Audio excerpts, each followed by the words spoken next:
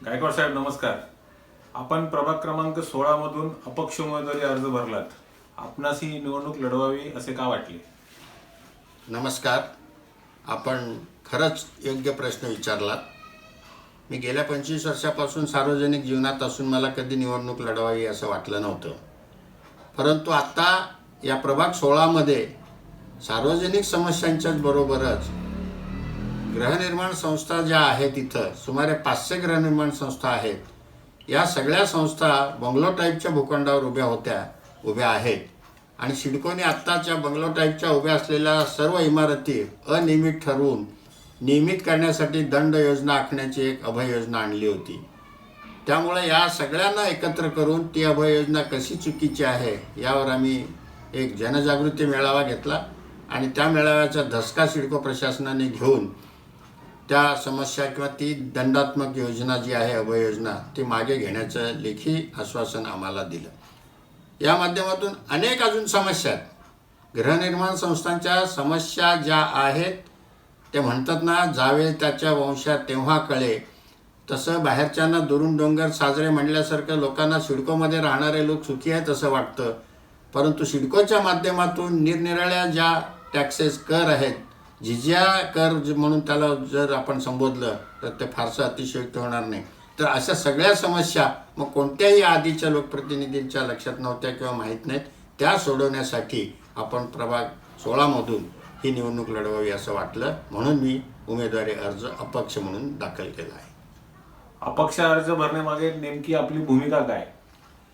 अपक्ष म्हणून उमेदवारी अर्ज भरण्यामागे भूमिका अशी आहे की आमचा हा जेव्हा ही समस्या सोडवण्यासाठी ग्रुप केला, त्या ग्रुपमधल्या अनेकांचं असं म्हणणं होतं की एका मतदाराला 4 मताचा अधिकार आहे.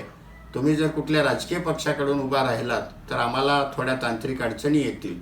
त्यामुळं अपक्ष उभे राहिलात तर 1 मत आम्ही हमखास तुम्हाला देऊ आणि 3 मतं आम्ही आमच्या मनाप्रमाणे देऊ शकतो. अशी चर्चेतून किंवा मला भेटणारे फोनद्वारे सगळ्यांनी सांगितल्यामुळे त्यांचं म्हणणं मला पटलं आणि अपक्ष लढवण्यामागे तीच भूमिका आहे की मला लोकांना, जनतेला, मतदारांना असं नेमकं ठासून सांगता येतं की 1 मत माझ्या जे काही चिन्ह मला मिळेल 3 तारखेला, तर माझ्या या चिन्हावर तुम्ही चिन्हाच्या समोरचं बटन दाबून मला विजयी करा सांगायला मी मोकळा आहे.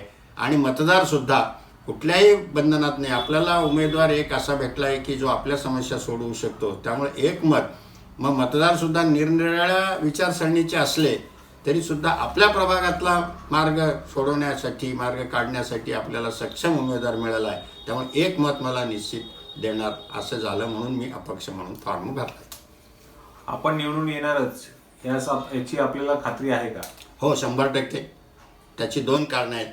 एक तर विद्यमान जे लोकप्रतिनिधी आहेत त्यांचं गेल्या 5 म्हणण्यापेक्षा 7 वर्षाचा, कारण 2017मध्ये पनवेल महापालिकेची इलेक्शन झाली, ती 22ला 5 वर्षे संपत होती 2022ला.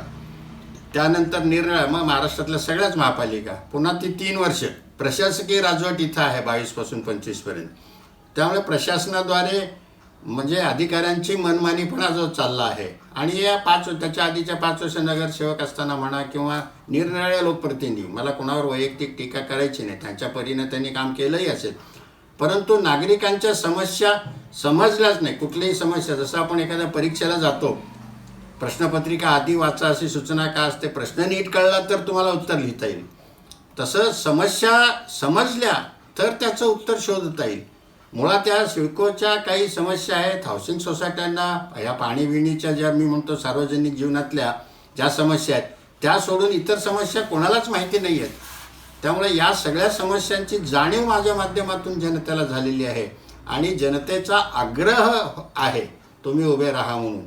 त्यामुळं मला यश मिळणार हे मला 100% खात्री आहे आणि माझा प्रभाग 16मधील जनतेवर, महिला, भगिनी, ज्येष्ठ नागरिक सगळ्यांवर माझा पूर्ण विश्वास आहे आणि ते सगळे मिळून मला निश्चित निवडून देतील याची मला खात्री आहे. नक्कीच गायकवाड साहेब, आपल्याला पुढच्या वाटचालीसाठी शुभेच्छा.